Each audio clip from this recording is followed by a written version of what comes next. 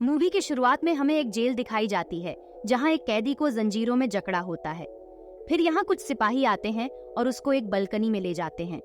यहाँ हमें दिखाया जाता है कि सारा शहर इस बालकनी के बाहर जमा है।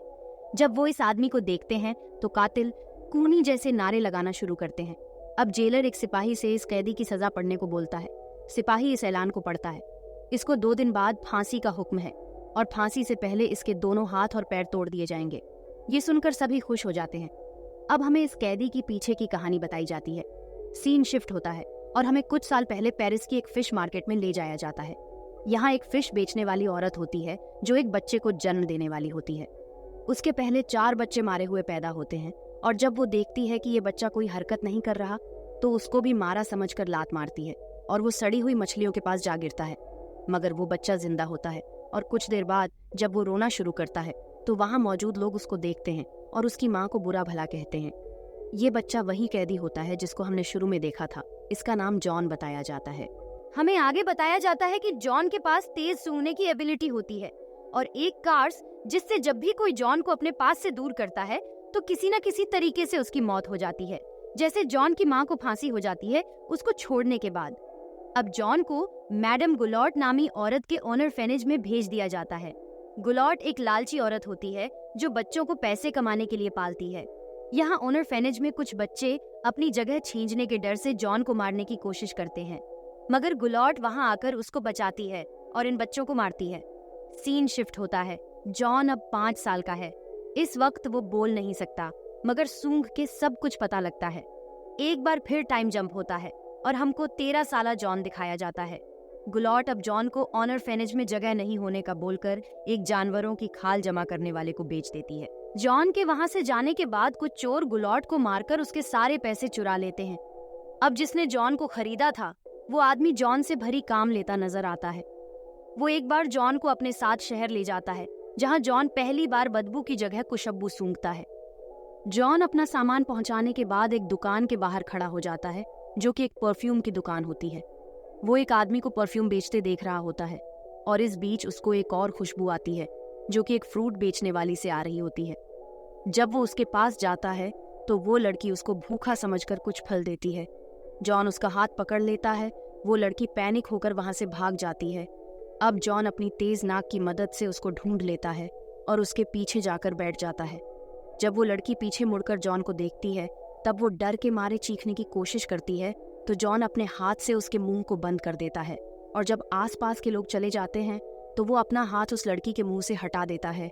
मगर तब तक वो लड़की मार चुकी होती है और उसकी खुशबू भी आहिस्ता आहिस्ता खत्म होने लगती है और जॉन हैरान हो जाता है कि खुशबू कहाँ चली गई।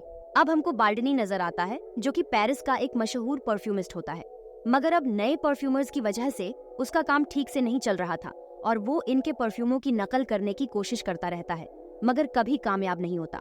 एक शाम जॉन बकरी की खाल देने इसकी दुकान पे जाता है और वहाँ तरह तरह के परफ्यूम देखने लगता है। जॉन बाल्डनी से कहता है कि वो उसके लिए बिल्कुल ऐसा ही परफ्यूम बना सकता है जैसा उसने लगा रखा है। ये सुनकर बाल्डनी जॉन का मजाक उड़ाता है। तब जॉन उसको अपनी एबिलिटी के बारे में बताता है और बाल्डनी उसको एक मौका देता है उसकी बात साबित करने के लिए। अब जॉन मुख्तलिफ परफ्यूमों को मिला के एक परफ्यूम बना के देता है जिसमें से उसको आमोर एंसाकी की खुशबू आती है जो एक मशहूर परफ्यूम होता है। ये सब देखकर बाल्डनी हैरान हो जाता है। तब जॉन उसको बताता है कि वो इससे भी अच्छे परफ्यूम बना सकता है। बाल्डनी जॉन को बोलता है कि उसके बनाए परफ्यूम को सूंघ के उसे अपने प्यार की याद आ जाती है। अब बाल्डनी जॉन को उस खाल वाले से खरीद लेता है और उस रात को वो खाल वाला शराब के नशे में नदी में गिरकर मर जाता है। दूसरी तरफ जॉन के बनाए परफ्यूम्स की वजह से बाल्डनी पूरे पेरिस में मशहूर हो जाता है। अब वो जॉन को परफ्यूम बनाना सिखाता है। बाल्डनी जॉन को सिखाते हुए बताता है कि परफ्यूम में टोटल 12 तरह की खुशबू होती है जिन्हें इंसान आराम से पहचान सकता है और अगर कोई 13वीं खुशबू बना ले तो दुनिया में कोई भी इसको टक्कर नहीं दे सकेगा। ये सुनकर जॉन इरादा कर लेता है कि वो ऐसा परफ्यूम बना के दिखाएगा। वो बाल्डनी से इसको बनाने का प्रोसेस पूछता है। बाल्डनी उसको उसी तरीके सिखाता है जो उसने पेरिस आने से पहले सीखा होता है। एक दिन बाल्डनी जॉन को रोते हुए देखता है। वो जॉन से रोने की वजह पूछता है। जॉन उससे बोलता है कि बाल्डनी ने उसको गलत तरीका बताया है जो कि बिल्कुल बकवास तरीका है और जॉन अचानक से बेहोश हो जाता है। अब बाल्डनी को डर था कि जॉन के बीमार होने से उसकी शोहरत चली जाएगी।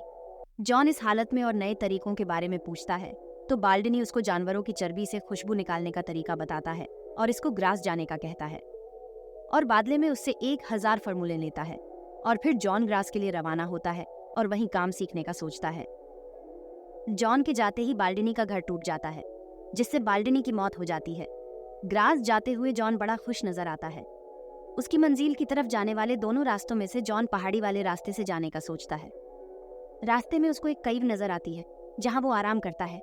सोने के बाद उसको वही फल वाली लड़की का सपना आता है और वो डर के उठ जाता है और अपने जिस्म को सूंघता है तो उसको कोई बू नहीं आती।